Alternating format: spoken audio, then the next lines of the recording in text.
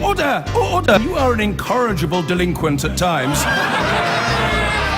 Behave yourself, man!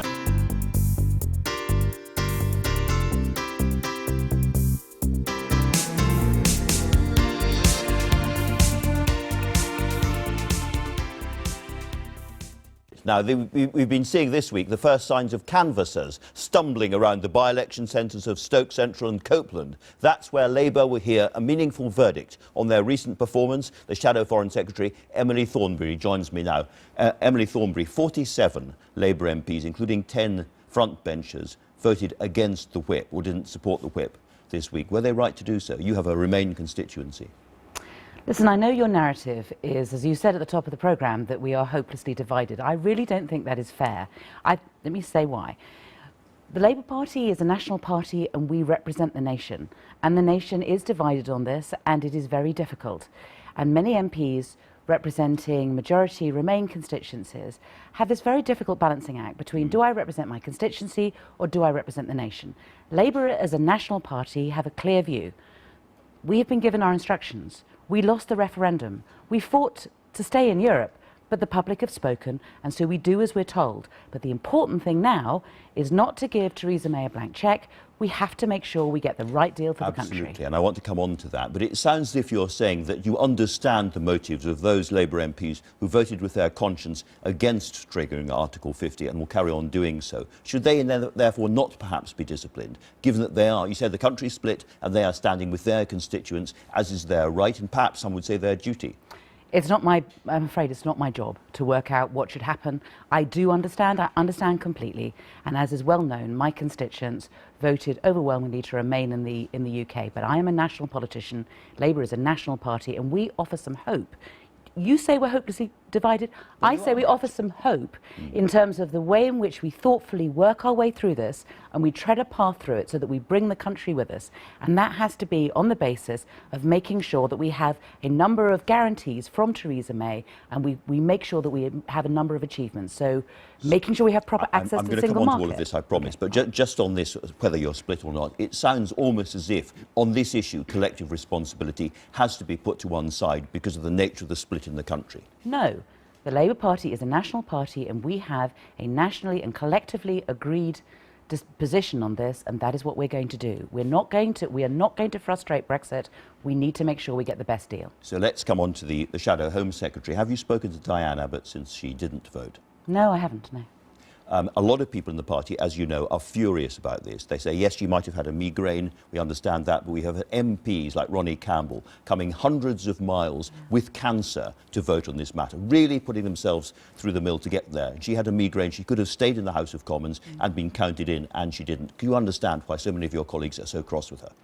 I don't know the details of this. All I'm told is that she was ill. That's all I know. Right.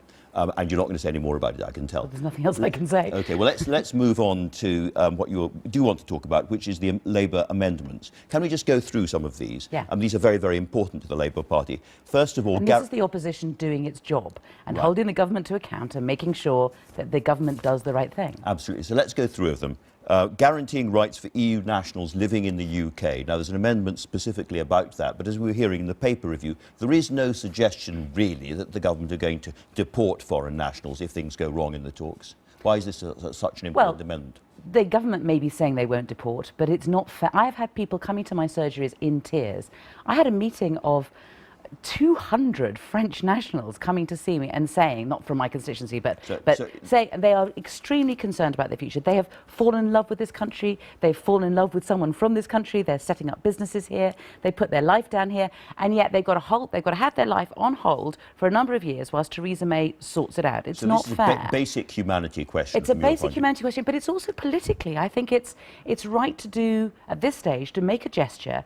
You know, we are falling out with our European neighbours in a way that is not a good place to be if we're about to start negotiations. Surely, as a gesture of good faith, she should be sorting this out unilaterally on behalf of people, people who are living in my constituency now. Let me move on to the next red line, which is workers' rights, securing workers' rights and tariff-free access to the single market. Do you think that is doable?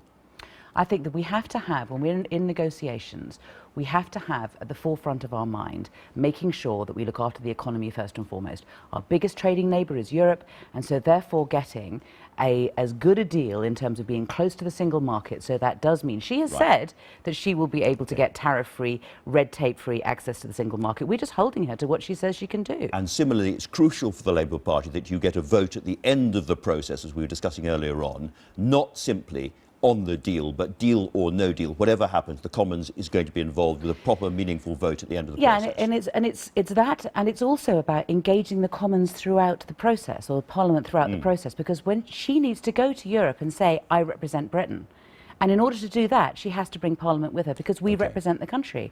So it's not good enough for her to just go off and say, you know, ta-ra, I'll sort something out, trust me. No, we don't trust you. We want to make sure that we hold you to account throughout it, so that you don't go off. I mean, she has said one of her options, as you know, is to break the British economic model. Like, she has said that's one of the things that she would be prepared to do, and we have to make sure we stop her doing that. Are these red lines for you? These are, yes, I mean, we need to make sure that throughout the negotiations we are ensuring that these things happen. Without this, for you, for the Labour Party, this is a catastrophic process. No, I think that the difficulty with the negotiation is that it is a question of give and take. It will be a process happening over the next 2 years. These aren't really red lines. No. These are things that we need to make sure that we achieve. So my question is very clear. If you don't get what you achieve, do you vote in favour of Article 50 anyway? Because it's totally illogical if you do. No, it's not totally illogical. There are going to be negotiations happening in the next week. There are many ways in which the government may be able to react to this that will be positive.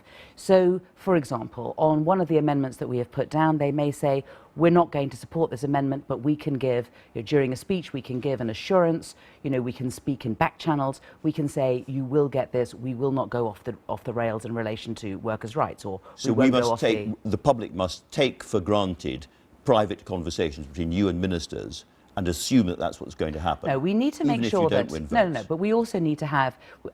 Personally, I think that it's much better for them to be saying it on the record and to be saying it so that we know what it is that they're committing themselves to, so that we can hold them to account. Exactly. That seems to me to be the sort of thing. But there will need to be back channels, private conversations. There are many conversations going on now. We're speaking to government, we're speaking to Tory backbenchers, and we are trying to get a compromise together that will work. Take the position of somebody like Clive Lewis, very important in the Labour Party and a very clear position. He voted for Article 50 in the first vote, but he says, look, we have these very, very important amendments. We need to change this legislation. We need to change it for workers' rights, tariff-free access to the EU, help for EU citizens, and all the rest of it. And if we don't get those, then I'm going to vote against it. That is a totally illogical position. What is wrong with that? What's wrong with it is that we have said that we will not frustrate Brexit.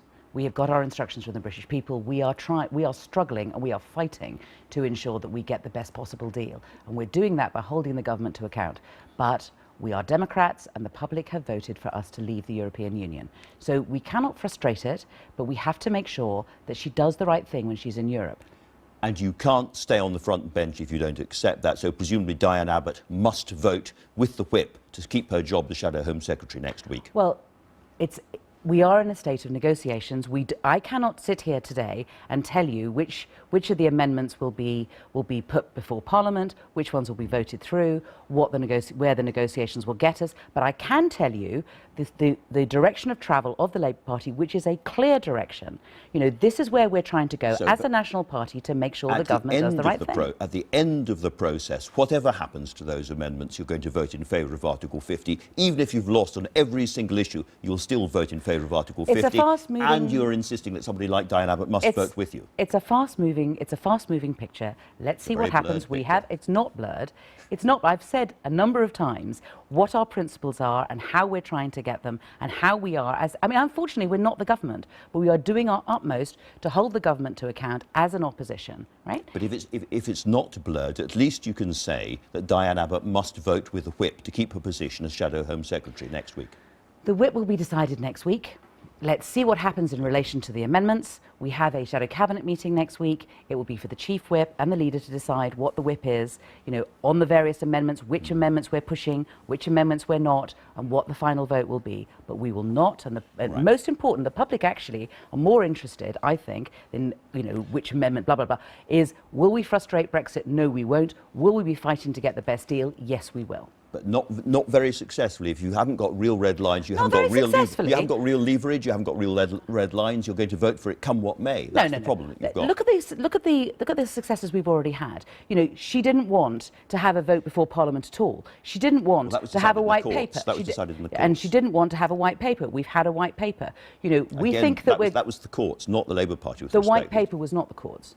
The white paper was us demanding it and campaigning for it, and we've actually got them to put. They didn't even want to put in black and white Tory MPs what as they're. well. Yes, of course, and that's obviously we're in a minority. We're the opposition, so we have to do it through negotiations with opposition MPs too. That's the difficulty that we're in. We cannot simply get up and demand something and get it. We have to work with others. We have to campaign for it, and slowly, we are achieving the things that we need. We can't deliver it straight away. We'll keep watching very carefully. For now, Emily Thornberry, thank you very much indeed. Right. So more anguish to come this week for the Labour Party as the House of Commons continues to debate the bill which paves the way for Brexit negotiations.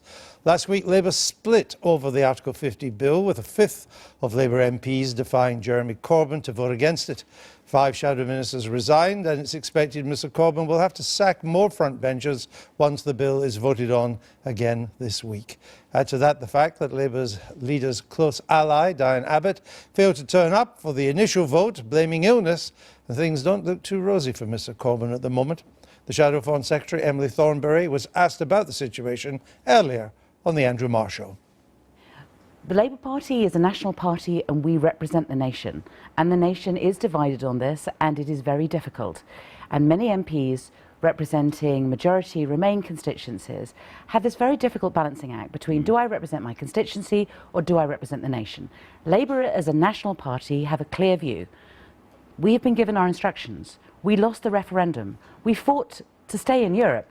But the public have spoken, and so we do as we're told. But the important thing now is not to give Theresa May a blank cheque. We have to make sure we get the right deal for the country. That was Emily Thornberry. Helen, is this like a form of Chinese water torture for the Labour Party now? And for journalists too, I think, probably. Yes. But yeah, you're exactly right. We're in this situation where no one really thinks that it's working. There's a lot of authority is drained away from Jeremy Corbyn, but also no one can do anything about it. I think we saw from the leadership contest last year that the one thing which will drive a huge amount of support back for Jeremy Corbyn is any idea of a Blairite plot to get rid of him. So you're essentially stuck in stasis. I think the only person who can remove Jeremy Corbyn is God or Jeremy Corbyn, really. And authority may have moved from Mr Corbyn, but it's not gone anywhere else. There is not an alternative centre of authority, is there? Not quite yet, but there is one name emerging down the rails fast of Clive Lewis, the Shadow Business Secretary. A lot of the Labour left, people like Paul Mason, really like him, and they would quite happily see him in place of Jeremy Corbyn, which is why I think Corbyn's going to do something quite extraordinary next week and potentially abstain on Article 50, on the main bill itself, really? simply to try and keep his shadow cabinet together. You got clues with this morning, Emily Thornberry on Marr there saying, point blank, refusing to say Labour will vote for Article 50, simply that they won't block it. And it strikes me the only way Jeremy Corbyn can hold this entire mess together now is to abstain, which of course would be catastrophic across those Brexit constituencies in the north. The problem with abstention is that everybody will then say, on the issue of our time, the official opposition hasn't got a coherent or considered policy. Well, I love the way that Emily Thornberry said there, the country is divided and we represent the country. In other words, we're completely divided as a party too. I think the other thing that is a crucial moment this week is the debate over whether there should be a so-called meaningful vote by MPs on the deal that Theresa May gets. And that is a point of real danger for Brexit supporters. And it may well be that there is a coalition of Labour and SNP and Remain MPs, Tory MPs, who vote for that so-called meaningful vote, which could very much undermine Theresa May's negotiation. So Mrs May can have her troubles too on Brexit. It's not all plain sailing for her. Yeah, I think that Isabel's exactly right, which is that there was no point, really, apart from lonely Ken Clarke voting against Article 50 this week, there was no point in Tory Remainers rebelling. It would have been a kind of token gesture with no support. But there might very well be meaningful amendments. Another one might be on the status of EU nationals currently living in Government the UK. could lose that one. Yeah, and those ones, there would be a point to remaining, because there actually might be therefore a majority for some of those amendments. The ins and outs of the Labour Party, it fascinates the Labour Party, it fascinates journalists.